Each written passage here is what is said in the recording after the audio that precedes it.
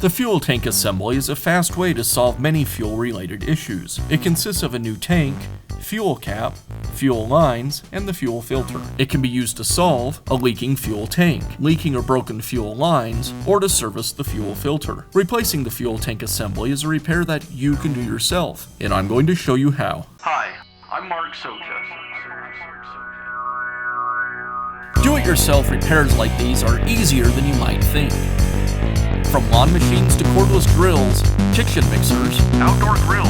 our how-to videos walk you through each repair from start to finish. So doing it yourself means never having to do it alone. Let's get started. I'll begin by removing the old fuel tank from the engine.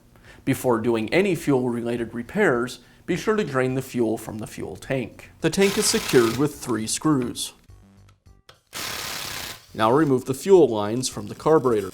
Now I can install the new fuel tank. I'll remove the cap and identify which of the lines has the fuel filter attached, and that would be this one.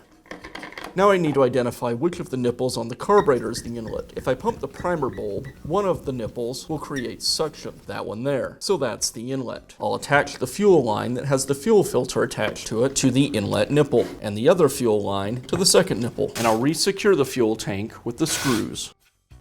And that's all it takes to install a new fuel tank assembly on your small engine. Be sure to check back often for new videos and expert advice. If you found this video helpful, give us a thumbs up. And leave a comment.